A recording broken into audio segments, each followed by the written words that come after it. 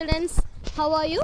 So in the last class we saw pronouns, right? And I gave you a homework like do this exercise, right? So let's check the answer in this class. So what is the first one answer? This is an excellent opportunity. Okay, so dash of these two students can solve this question. So what's the answer? இவங்க ரெண்டு பேத்துல one. Okay, so then what you will use? One of these two students. Okay, so that's the correct answer for second question. And third question is dash books have been written by a great Indian writer. Okay, so in the books எல்லாம் அப்படின்றதுக்கு நம்ம this use பண்ணுவோம். Okay, so இங்க books in pluralல கொடுத்திருக்காங்க. Then what you will write? You will use these books. Okay, so ஒரு book அப்படினா this நம்ம சொல்லிருப்போம். So here several books, so it's in plural, so you have to write these books have been written by a great Indian writer. Dash have come to know the truth. So like அவங்களுக்கு truth தெரிஞ்சிருச்சு. So அவங்க what you will use they have. Okay, so இங்கே has இருந்துச்சு அப்படின்னா he or she வந்து நீங்கள் எழுதலாம். So இங்கே ஹேவ் இருக்குது. ஸோ டெஃபினட்டாக வந்து ஹேவ்க்கு முன்னாடி நம்ம ப்ளூரல் தான், ப்ளூரலுக்கு அப்புறம் தான் நம்ம ஹேவ் யூஸ் பண்ணுவோம். So definitely it should be they have come to know the truth. Okay, so சில டைம்ஸில் வந்து நீங்கள் வேர்ப் வச்சு தென் அது சிங்குலராக ப்ளூரலான்னு செக் பண்ணிட்டு தான் நீங்கள் வந்து இதை வந்து எழுதணும். Okay, you have to write this pronouns, then வந்து it will be very easy for you. And dash of the students have passed the exam. Okay, so நிறைய பேர் வந்து எக்ஸாம் பாஸ் பண்ணிட்டாங்க அப்படின்னா how you will write many of the students have passed the exam. Okay, and dash of your friends can guide you. Some of your friends can guide you. That's the correct answer. Okay, then dash is your story based on your real life. This is your story based on your real life. Okay, all your friends will guide. யாரை guide பண்ணுவாங்க? ஒன்னா தானே?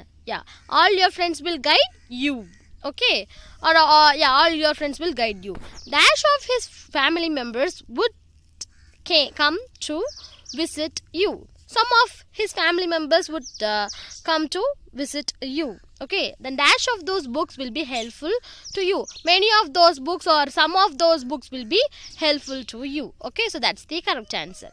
Dash is your bag, you can take it anytime. This is your bag, you can take it anytime. So that's the correct answer. Dash, he dash is responsible for the downfall of his life. Okay, so இது என்ன pronoun நம்ம பார்த்தோம்? It's a reflexive pronoun, right? He himself is responsible for the downfall of his life. Okay, so இப்போ வந்து கன்ஃபியூசிங்காக இருக்குது. So இது வந்து reflexive pronoun or emphatic pronoun. இதில் எது? It is an emphatic pronoun. Yeah, so ஏன்னா emphasis-காக வந்து like verb-க்கு முன்னாடி நம்ம யூஸ் பண்ணுறோம். Okay, so what is this? We should not be confused. This is not a reflexive pronoun, it is a emphatic pronoun. Okay, so this is the correct answer for this C section. And D section இப்போ நம்ம பார்க்கலாம். நான் already சொல்லியிருக்கேன் relative pronoun என்னென்ன அப்படின்னு சொல்லிட்டு like who, whose, whom, which, where, இதெல்லாமே தான் what? Relative pronoun. Okay, so இங்கே ரெண்டு சென்டென்ஸ் கொடுத்துருக்காங்க, அதை நம்ம ஜாயின் பண்ணி ரிலேட்டிவ் ப்ரொனவுன் வச்சு ஜாயின் பண்ணி எழுதணும். ஸோ அதுக்கு நீங்கள் ஒரு சென்டென்ஸாக மாற்றுறப்ப வந்து நம்ம சப்ஜெக்டை வந்து எடுத்துட்டு நம்ம we will use these relative pronoun, right? So yeah, I have a book, it is written by Rabindranath Tagore. Okay, so இந்த சப்ஜெக்ட் இட் வந்து எதை மீன் பண்ணுது? இந்த புக்கை மீன் பண்ணுது. Okay, and book is a thing. அது ஒரு பர்சனாக இருந்தால் நம்ம ஹூ இல்லாட்டி ஹூஸ் யூஸ் பண்ணுவோம். நான் ஆல்ரெடி சொல்லியிருக்கேன். பிளேஸாக இருந்தால் வேர் யூஸ் பண்ணுவோம். இதே இது ஒரு திங்ஸ் ஏதாவது இருந்துச்சுன்னா நம்ம என்ன யூஸ் பண்ணுவோம்? விச் யூஸ் பண்ணுவோம். கிளியர்? ஸோ அப்போ இங்கே என்ன யூஸ் பண்ணணும் நம்ம? I have a book which is written by Rabindranath Tagore. Kavita is my teacher. She teaches us English. Okay, so already I told you. So இங்கே பர்சனை பற்றி இருக்குது. ஸோ பர்சனுக்கு நம்ம 3 ரிலேட்டிவ் ப்ரொனவுன் யூஸ் பண்ணோம். என்ன? who, whose and whom. Okay, so ஒரு சனியாக வந்து ஒரு லைக் ஒரு பேப்பரில் உங்களோட ரஃப் நோட்டில் எழுதி வச்சுக்கோங்க. பிளேஸாக இருந்துச்சுன்னா what you will use? Where.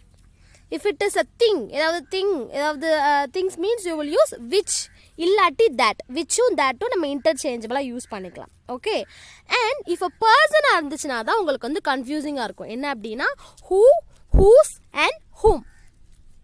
Okay, clear? So இங்கே Kavitha is my teacher, she teaches us English. So அந்த பர்சனை பற்றின எக்ஸ்ட்ரா இன்ஃபர்மேஷன் இருந்துச்சுன்னா நீங்கள் ஹூன்னு எழுதணும். Okay, so Kavitha is my teacher, who teaches us English. Clear? Then let's go to third question. This is Varun. His father is an architect. Okay, so யாருடைய ஃபாதர்னா அப்படின்ற மீனிங்கில் வர்றப்ப you will use whose. Okay, so this is Varun whose father is an architect. Okay, அந்த father பற்றின information தான் இங்கேயும் கொடுத்துருக்காங்க. But அந்த வருணுக்கும் ஃபாதருக்கும் இருக்க ரிலேஷன்ஷிப் என்னன்னு இந்த இடத்துல நம்ம சொல்கிறப்ப வந்து லைக் ஹூஸ் தான் நம்ம யூஸ் பண்ண முடியும். Okay, so this is Varun whose father is an architect. Okay, then she invited most of her friends. They attended the party. Okay, so இங்கே வந்து சென்டென்ஸ் ஃபார்மேஷன் கொஞ்சம் வந்து சேஞ்ச் ஆகிருக்கு. ஃபஸ்ட்டு நீங்கள் அதை மாற்றணும். Okay, so most of her friends whom she invited attended the party. இதான் answer. Okay, so அவங்க யாரை இன்வைட் பண்ணியிருந்தாங்கன்னா அவங்க எல்லாருமே அட்டென்ட் பண்ணாங்க அப்படின்ற மீனிங்கில் இருக்குது. ஓகே, ஸோ அவங்களுக்கும் லைக் அந்த பொண்ணுக்கும் இருக்கிற ரிலேஷன்ஷிப்பை சொல்லலை. ஓகே, ஸோ அது யாரெல்லாம்னா அப்படின்ற மீனிங்கில் வந்திருக்கு. So at that time you will use whom. Okay, so அந்த பர்சனை பற்றின இன்ஃபர்மேஷன் இருந்தால் யூ வில் யூஸ் ஹூ. அந்த பர்சனுக்கும் லைக் அவங்க கொடுத்துருக்க அந்த ஃபர்ஸ்ட் சென்டென்ஸில் இருக்க பர்சனுக்கும் இல்லை ரிலேஷன்ஷிப்பை சொல்கிறதுனா you will use what, whose. and whom means யாருன்னா அப்படின்னு சொல்கிறப்ப like who are all that persons அப்படின்னு சொல்கிறப்ப யூ வில் பர்சன் சொல்கிறப்ப you will use what, whose. Like okay, so most of the friends whom she invited attended the party. Clear? And yeah, fifth question. Give me a pen to write a letter. It was gifted to you on your birthday. இங்கே it was அப்படின்னு வந்துருச்சு. So இட்டுன்றது எது? அந்த pen. So pen is a thing. So which வந்துட்டு தான் நம்ம use பண்ணோம். இது ரொம்ப ஈஸி. பர்சனாக தான் உங்களுக்கு கொஞ்சம் கன்ஃபியூஸ்டாக இருக்கும். அண்ட் அதர் திங்ஸ் எல்லாம் இட்ஸ் வெரி ஈஸி. நீங்கள் விச் யூஸ் பண்ணி எழுதிடலாம். So give me a pen which was gifted to you on your birthday to write a letter அப்படி எழுதலாம். இல்லாட்டி give me a pen to write a letter which was gifted to you on your பர்த்டேன்னு எழுதலாம். Okay, I have sold the house. So it was located at the bank of a river. So இதுவும் இட்டுன்றது ஹவுஸை mean பண்ணுது. So we can use which. So I have sold the house which was located at the bank of a river. Okay, and here is your watch. It has been found in the garden. So inge it varudhu which is a thing. Okay, so you can write which. So here is your watch which has been found in the garden. Okay, so இதுதான் வந்து இந்த எக்ஸசைஸோடைய answer. உங்களுக்கு புரிஞ்சிருக்கும் அப்படின்னு நினைக்கிறேன். So it is very very easy. நம்ம whose and ஹூமுக்கு தான் கொஞ்சம் கன்ஃபியூசிங்காக இருக்கும். லைக் ஹூ கூட நம்ம ஈஸியாக கண்டுபிடிச்சிடலாம். லைக் ஏன்னா அந்த பர்சனை பற்றின இன்ஃபர்மேஷன் அந்த சென்டென்ஸில் இருந்துச்சுன்னா who we can write. And ஹூஸ்க்கும் ஹூமுக்கு தான் கன்ஃபியூசிங்காக இருக்கும். ஸோ நீங்கள் அதை சொல்லி பார்த்தீங்கன்னா you can find out the answer. Okay students, clear? Shall we move on to the next thing. So நம்ம இந்த யூனிட்டில் வந்து ஆல்மோஸ்ட் எல்லாம் கம்ப்ளீட் பண்ணிட்டோம் except this reporting verb, right? So what is this? Yeah, reported speech, direct and indirect. That I will teach you in another video. Okay, so today we are moving into next unit. Okay, unit 6,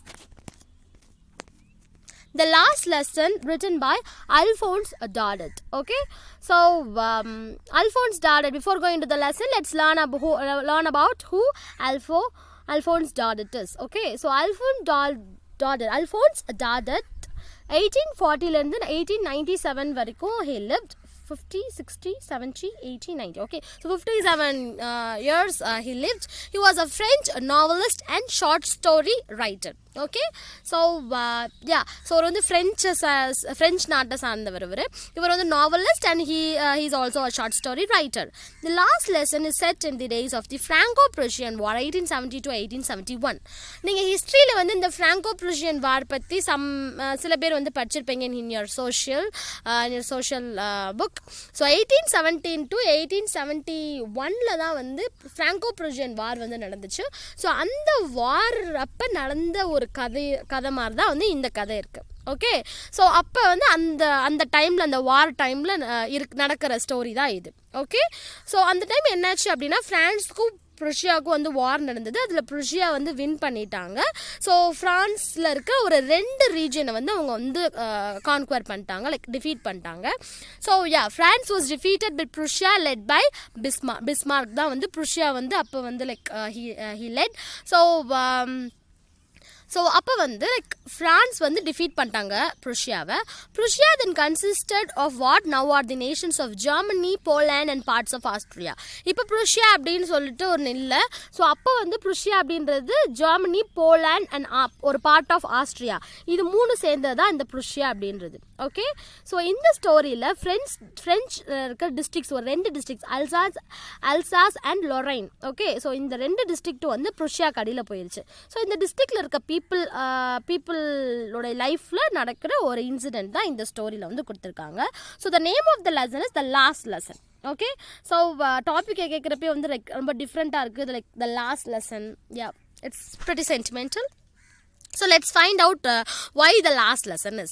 என்ன last lesson இது, அந்த வாருக்கும் லெசனுக்கும் என்ன சம்பந்தம் அப்படின்னு சொல்லிட்டு நிறைய பேருக்கு கன்ஃபியூசிங்காக இருக்கும். Yeah, let's read the story and find out the reason behind the topic. Okay, so this lesson is set in the days of France and Prussian War. France was ruled by Bismarck. Okay, so you don't need explanation for this. Prussia then consisted of what now are the nations of Germany, Poland and parts of Austria. I already told you. So Prussia வந்து அப்போ வந்து like Germany, Poland அப்புறம் ஆஸ்ட்ரியாவில் ஒரு part, இது மூணு சேர்ந்தது தான் வந்து Prussia அப்படின்றது. The Prussians வந்து they defeated French. அப்புறம் அந்த டிஸ்ட்ரிக்ட் அல்சாஸ், லொரைன் இது ரெண்டுமே வந்து யார் கண்ட்ரோலுக்கு போயிடுச்சு, Prussians-ஓடைய கண்ட்ரோலுக்கு போயிடுச்சு. The oppressors. ஓகே, அப்ரெசர்ஸ்னால் யாருப்பா, நம்மளை அப்ரெஸ் பண்ணுறவங்க, டாமினேட் பண்ணுறவங்கள நம்மளை டிஃபீட் பண்ணிட்டாங்க. So in those days and all, இப்போ ஒரு நாட்டை வந்து லைக் டிஃபீட் பண்ணிட்டாங்க அப்படின்னா அந்த நாட்டில் இருக்கிற எல்லா வெல்த்தையும் அவங்க வந்து எடுத்துப்பாங்க. அந்த நாட்டில் வந்து அவங்க நிறைய இது பண்ணுவாங்க. Okay, like let's take India as an example. It was under the control of British people, right? So இந்தியாவில் இருக்க வெல்த் எல்லாமே அவங்க இங்கிருந்து நிறைய வந்து like they took from us and they have utmost control over us, right? So அதே மாதிரி தான் the France people are also oppressed by Prussians. Okay, so oppressors not only wanted the territory but dominated over language and culture of the Germans. Okay, so அவங்க வந்து அவங்கள்ட்ட இருந்து அந்த டெரிட்டரியை மட்டும் எடுத்துக்கறல, அவங்க வந்து like Prussians வந்து they have different language. Okay, and Germans is also having different language. Okay, so இவங்க அவங்களுடைய லாங்குவேஜையும் கல்ச்சரையும் வந்து இவங்களுக்குள்ள வந்து திணிக்கிறதுக்காக வந்து they tried. Okay, so just to take away their identity. So ஒருத்தவங்களுடைய ஐடென்டிட்டியே நம்மளுடைய லாங்குவேஜும் நம்மளுடைய கல்ச்சரும் தான். ஆனால் அவங்க வந்து அவங்களுடைய கல்ச்சரை வந்து இன்ஃப்யூஸ் பண்ணுறதுக்கு வந்து they tried. Okay, so France people மேலே. Okay, so let's see what happened. ஸோ இது வந்து எப்படி அப்படின்னா இந்த ஸ்டோரி ஃபுல்லாகவே வந்து இப்போ வந்து நான் ஆல்ரெடி வந்து I told you that Franco Prussian war நடந்துச்சு அண்ட் ப்ரூஷியன்ஸ் வந்து ஃப்ரெஞ்சு வந்து டிஃபீட் பண்ணிட்டாங்க அப்படின்னு சொல்லிட்டு. ஸோ இந்த ஃப்ரெஞ்ச் வந்து ஃப்ரான்ஸ் லாங்குவேஜ் தானே, they will speak. Okay, so இப்போ ப்ரூஷியன்ஸ் வந்துட்டு என்ன பண்ணிட்டாங்க அப்படின்னா அவங்களோட லாங்குவேஜ் தான் வந்து லைக் அவங்க பேசணும், ஃப்ரெஞ்ச் லாங்குவேஜ் வந்து ஸ்கூல்லேருந்தே தூக்கிடணும் அப்படின்னு சொல்லிட்டாங்க. ஓகே, ஸோ அதில் தான் வந்து இது last lesson. So the last lesson அப்படின்றது the last lesson of French.